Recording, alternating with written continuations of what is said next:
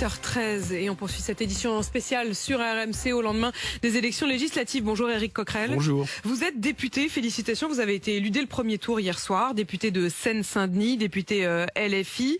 Vous allez demander à faire battre le Rassemblement national, mais d'abord un point sur la situation des députés sortants et des députés élus. Est-ce que vous avez un chiffre à nous communiquer ce matin sur le nombre de députés du nouveau Front populaire qui ont été élus? 32 élus dès hier soir. 20 LFI. Dont 20 députés LFI, c'est beaucoup plus que lors des dernières élections. Vous aviez 4 députés, me semble-t-il, qui avaient été élus dès le premier tour. Éric Coquerel, vous vous battez, et vous l'avez immédiatement dit par la voix de Jean-Luc Mélenchon, pour que le Rassemblement national n'obtienne pas la majorité absolue.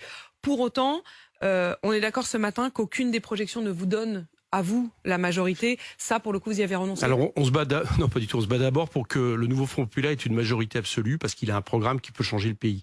Et c'est le meilleur moyen pour que le RN n'ait pas la majorité absolue. Vous y croyez encore, ça? Bien sûr, bien sûr. On est dans 406 circonscriptions. Nous sommes au deuxième tour. Je vois qu'on est en tête dans 121 circonscriptions. Certes, il y a eu une participation extraordinaire, y compris par exemple dans les circonscriptions populaires comme la mienne. Rendez-vous compte, je double le nombre de voix par rapport à 2022, mais il y a encore, à mon avis, une marge. Et en particulier, quand vous dites la Seine-Saint-Denis, qui a beaucoup plus voté qu'elle ne votait jusqu'à présent, mais qui n'est toujours qu'à un électeur sur deux qui se sont déplacés. Vous pensez que vous pouvez mobiliser... Plus d'un électeur sur deux, et ça montre que le socle de résistance par rapport à l'extrême droite, et pour justement redonner de l'espoir à pays, ça commençait dans les quartiers populaires et la jeunesse, et ça permettait justement à partir de là d'établir un rapport de force. Et moi, ce que je dis maintenant aux Français, c'est qu'ils ont le choix dimanche prochain. Soit ils ont le choix entre un projet qui est un projet anti-républicain, raciste, qui est celui du Rassemblement national, soit ils ont le choix entre un projet social, écologique et profondément démocratique, c'est celui du nouveau Front populaire. Voilà à quoi nous avons affaire dimanche prochain. Pourquoi ? Parce qu'il y a au moins une force qui est défaite à l'issue du premier tour. C'est le camp macroniste. Gabriel Attal ne sera plus Premier ministre dans quelques jours. C'est fini, cette option-là, effectivement, pour la majorité sortante de retrouver la majorité, c'est fini. Vous allez vous retrouver parfois avec des situations, et on pense évidemment à la situation dans le Calvados, où votre propre candidat, arrivé 3e, s'est désisté et appelle à voter pour Elisabeth Borne, votre adversaire numéro 1 sur la loi de la réforme des retraites, pour battre le Rassemblement national. Il s'est retiré. Oui, il s'est retiré. Pourquoi ? Parce que pour que le Rassemblement national n'ait pas la majorité absolue, il ne faut pas le mettre en capacité de l'être. Bon. Donc, par exemple, dans cette circonscription, effectivement, je préfère qu'une députée comme Mme Borne soit élue. Ils ne peuvent plus être majoritaires, eux, de toute façon. Ils ne peuvent plus gouverner le pays, plutôt que le Rassemblement national ait une voix en plus. Voilà, non seulement c'est une manière de faire barrage, mais c'est une manière aussi d'empêcher que le RN ait la majorité absolue pour permettre que nous l'ayons. Donc, à tout niveau, d'un point de vue démocratique, mais aussi, j'allais dire, politique, c'est le choix que nous devons faire. De l'autre côté, en revanche, c'est pas systématique. C'est ce qu'a dit non seulement Gabriel Attal, mais les autres membres de la majorité. Un exemple précis, Loïc Signor, qui est candidat à Renaissance, qui est porte-parole du parti macroniste, et face à Louis Boyard dans le Val-de-Marne, il ne se désiste pas alors qu'il est arrivé 3e. Mais parce qu'en fait, il fait partie de ces gens, et je pense que c'était le projet d'Emmanuel Macron, ça leur pose pas de problème de cohabiter et que le Rassemblement national ait la majorité absolue. C'est ça que ça dit.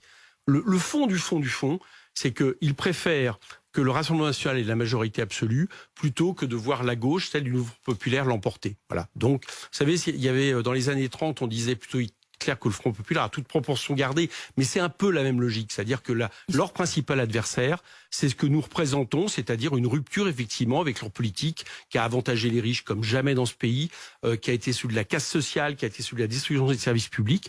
Nous proposons une alternative, et en fait, ils préfèrent finalement que le Rassemblement national ait la majorité absolue. Je dirais honte à eux dans un moment historique dans le pays. Nous avons fait un choix clair. Nous considérons que notre principal adversaire, c'est la force raciste que représente le Rassemblement national. Mais j'espère que d'ici la fin de la semaine, on reprendra ses esprits du côté du camp... D'ici demain soir, j'ai envie de vous dire, parce que typiquement, le cas de Loïc Signor, il a encore jusqu'à demain 18h. Voilà. Est-ce que vous lui lancez un appel en lui demandant de se désister ? Oui, je lui lance un appel, mais vous savez...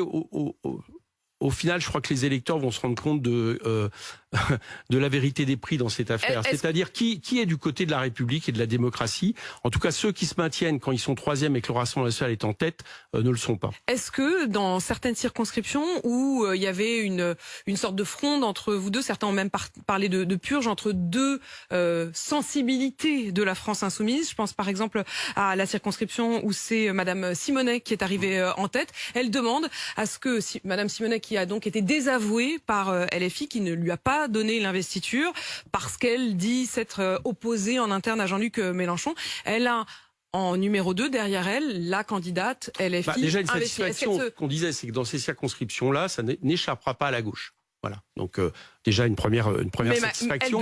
Elle demande à ce que la candidate soutenue par Jean-Luc Mélenchon se désiste, se retire. J'ai entendu. Je dois dire que de ce point de vue-là, on verra ce que décident les instances de mon mouvement. Bon, traditionnellement, en général, quand vous avez deux candidats de gauche au deuxième tour, il est tradition que celui qui est en tête puisse le rester et se présenter seul au deuxième tour. Donc, on verra bien ce que nous décidons. Mais moi, ce qui m'intéresse dans le cas de figure que vous avez dit, c'est que nous aurons, que ce soit la circonscription de M. Corbière, celle de Mme Simonet, quoi qu'il arrive, nous aurons deux députés de gauche qui seront élus la semaine prochaine. Mais si je vous entends, non, mais c'est le principal. Très sincèrement, je vais vous dire, je vais être honnête avec vous, j'ai pas tellement envie, sur cette question, je viens de vous répondre dans ce que je vous ai dit, j'ai pas tellement envie que cette question qui est celle d'une circonscription où le Rassemblement national ne menace pas celle où nous avons largement battu le macronisme, ça doit pas être une question centrale pour le deuxième tour. Je constate qu'ils seront en tête les deux. C'est pas moi qui l'ai inventé. C'est vous qui aviez décidé de refuser l'investiture à des anciens de chez vous. Je pense qu'ils seront élus au deuxième tour. Et mon combat, mon attention, il se porte davantage sur les circonscriptions. Où je veux et je dois aller aider tous ceux qui sont menacés, y compris des gens comme François Ruffin, par exemple. Merci beaucoup, Éric Coquerel.